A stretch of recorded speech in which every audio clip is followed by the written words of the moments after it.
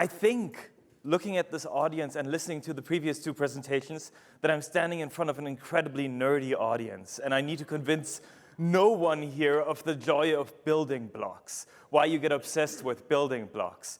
What I do want to try and talk a little bit about is like why get obsessed with financial crime? Because financial crime to me is endlessly interesting, and I think it's something that we need to think about more on the content level also as people who implement the technology that addresses it.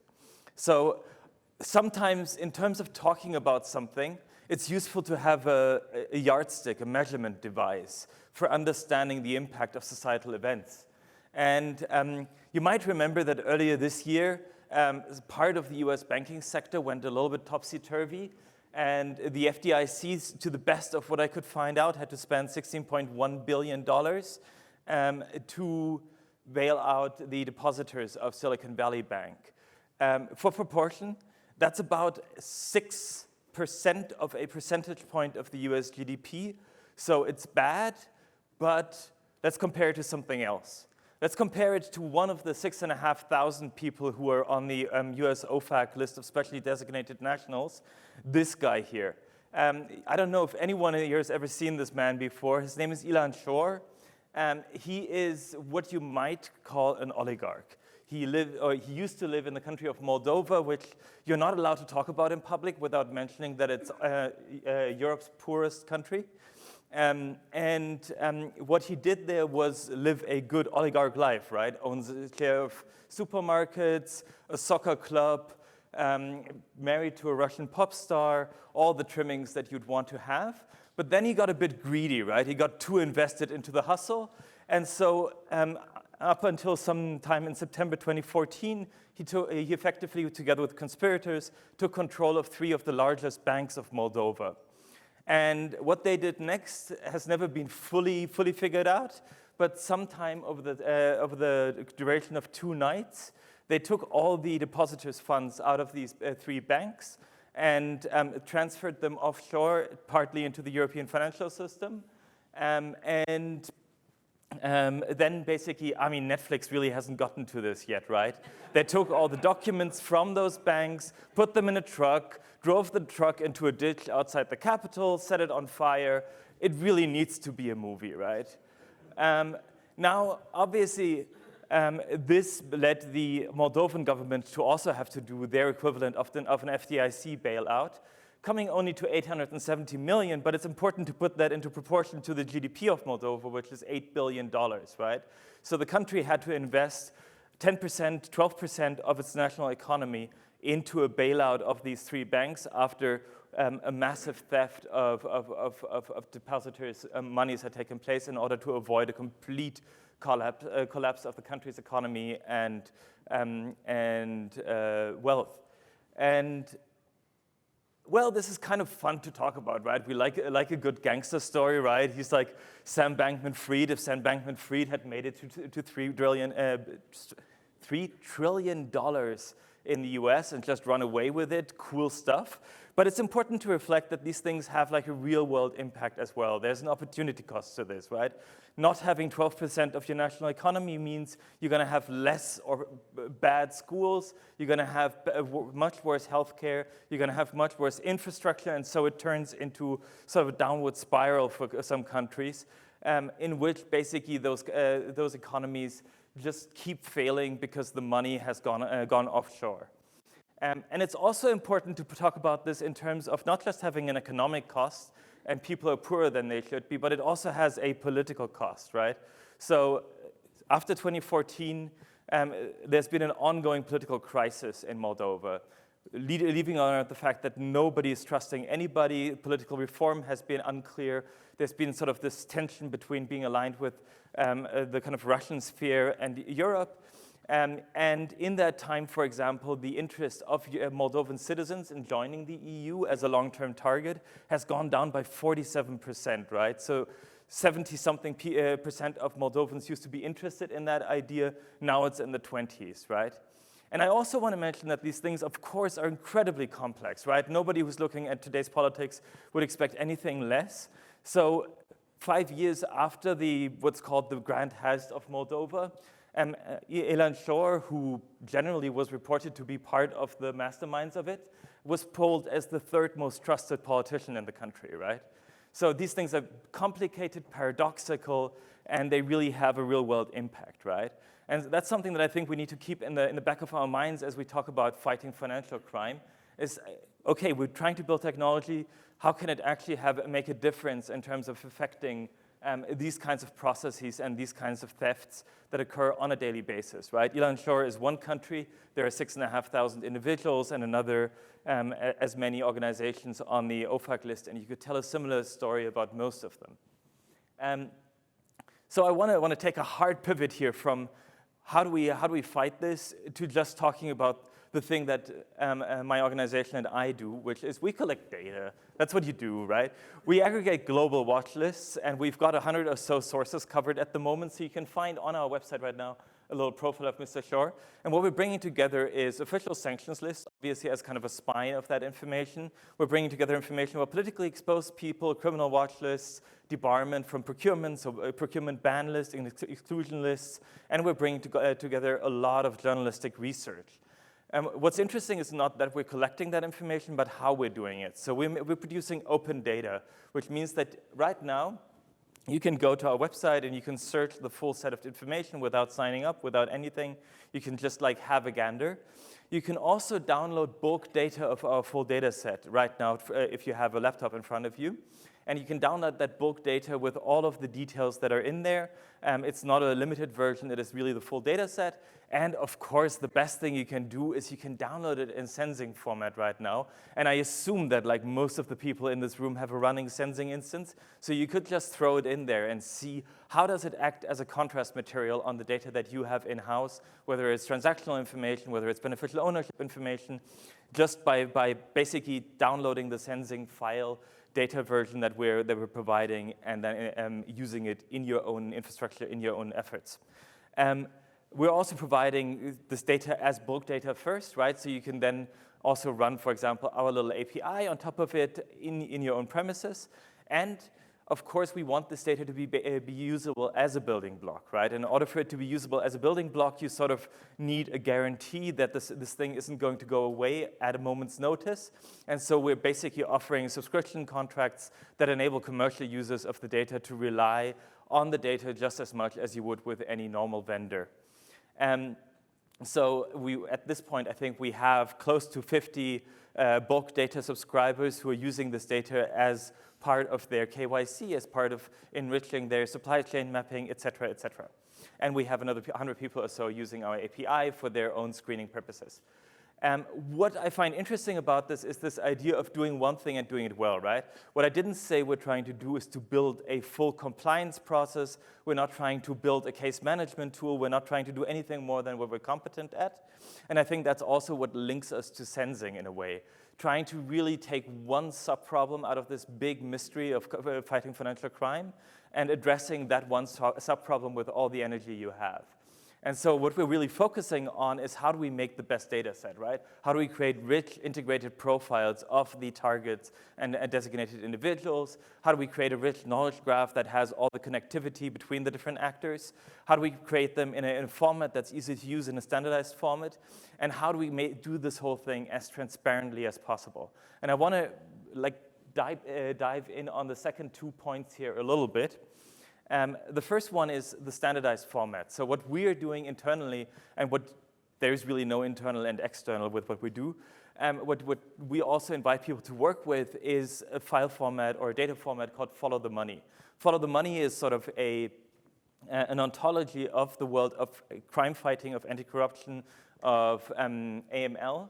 And what it contains is this very broad set of concepts of entities that are common to many of these investigations that you need to do, right? You have a person and you have a company, that's easy, but then you also sometimes need to talk about an asset, maybe a vessel, maybe you need to talk about a court case, maybe you need to talk about a vehicle that someone has registered to their name, you need to talk about a contract between two people, a court case, etc.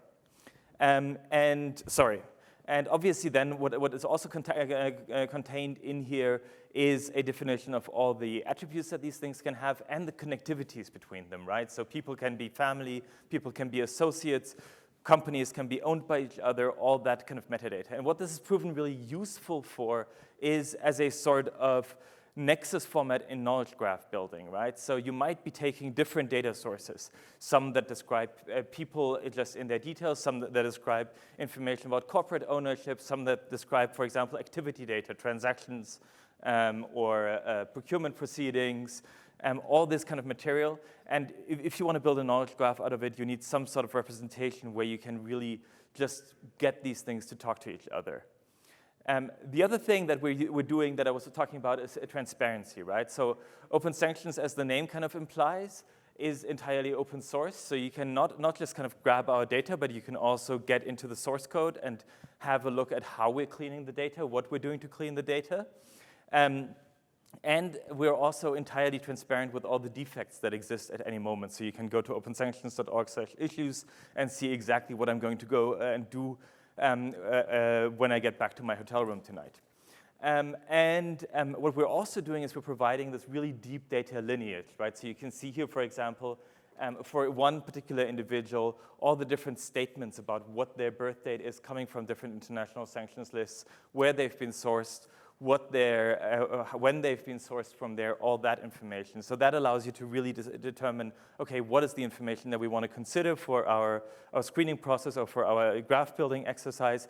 What is maybe information that isn't relevant to us from a regulatory perspective, but that we want to pull in because it's interesting, enriching, and because it helps us to detect risk more early.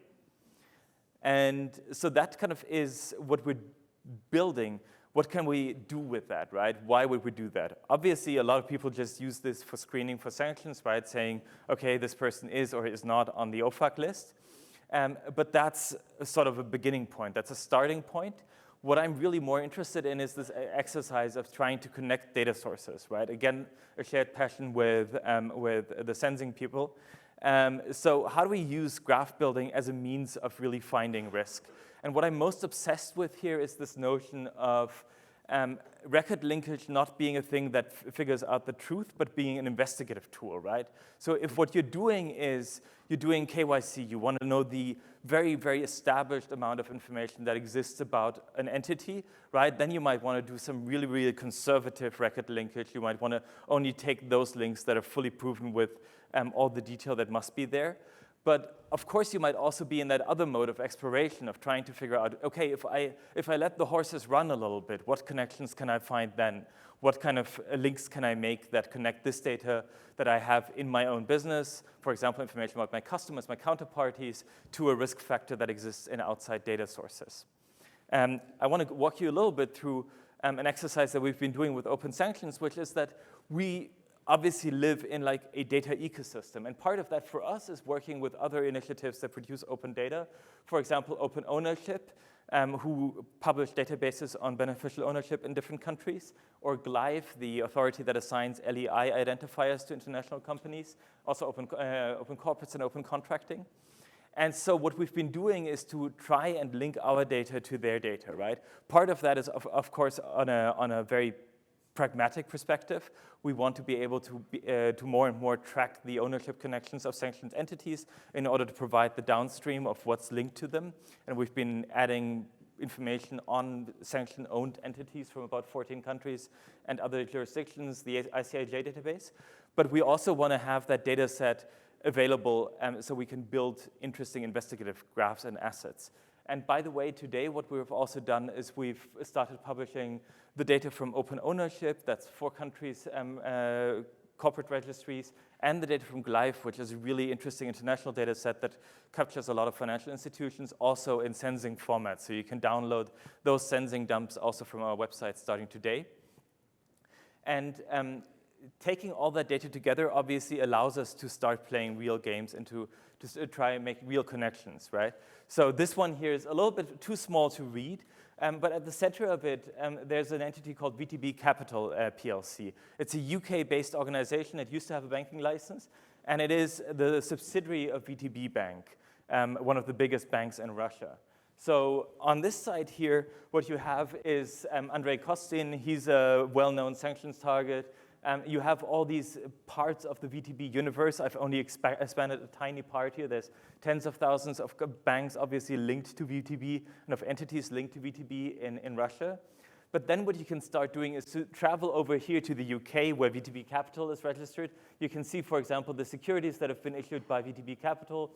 You can see a link out to Open Corporates. So if you have that data, you can connect it here.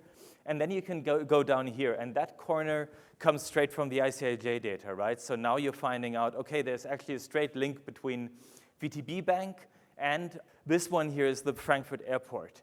So you can see, OK, yeah, there's like a sanctioned entity. And what they have, what we can establish through using the sanctions data in combination with the GLIFE data and the UK Companies Registry, and then combining it with the ICIJ Panama Papers data that's been published for a while now, is this link between VTB Bank and Fraport, which is the airport that I came here through. So those kind of data integration exercises are fun, and that obviously hasn't even touched your in-house data yet, right? So what this is really yearning for, what this really wants, is to be connected with transactional data, data where people do things, whether it's sending money, whether it's doing deals, whether it's buying property, all these kind of data sets that really let us know what happens in the real world in terms of activity, in terms of outcomes. And then obviously we can go a bit further. And initially I was going to take out this slide, but I was encouraged to leave it in because the people here are really that nerdy. But what this is saying, OK, we can now load this into a graph database, right? And we can start asking these questions that I think any analyst thinks about in their brain when they want to do an investigation, right? The one down here maybe is a bit simpler, right? All it's saying is find me all the companies that are downstream from a sanctioned company that are owned by a sanctioned company, right? So this is just like very basic ownership analysis saying, okay, find companies that may be subject to secondary sanctions that we need to also screen for. But up here, what's really interesting is I can start making these little links saying, okay, I want to find any politician, PEP, that has the nationality Russian, right? And via 5 steps, I want to connect them to an offshore. Offshore in our database, in this demo thing we've generated, is any entity that's listed on the Panama Papers, right? And so now what it's going to do is start finding those connectivities. You need to tell it a little bit, okay, you don't want to go through other offshores because then it becomes too vast. You don't want to go through other politicians, other people. You just want to find the corporate connections here because there's so much connectivity there, obviously, in terms of finding these pattern-based indications of risk of activity that might be of interest. And so, yeah, that's, I think, like a really exciting way of taking that data and tying it to real investigative uses. So when I'm talking about building blocks, what do I mean? I mean this idea of having these components that are really good at doing one thing, whether it is collecting risk data, whether it is about focusing on record linkage, focusing on graph analytics, which is then the next step that you get when you put good record linkage and good data together. And obviously, what you want to do when you publish a building block is to make it linkable, make it reusable, so that we can kind of start addressing these issues as a community. And I cannot let you go without this kind of odd idea here at the end, right? I introduced Moldova as the poorest country in Europe. What it really is one of the best wine producers in the world. They make some of the finest reds you've ever tasted.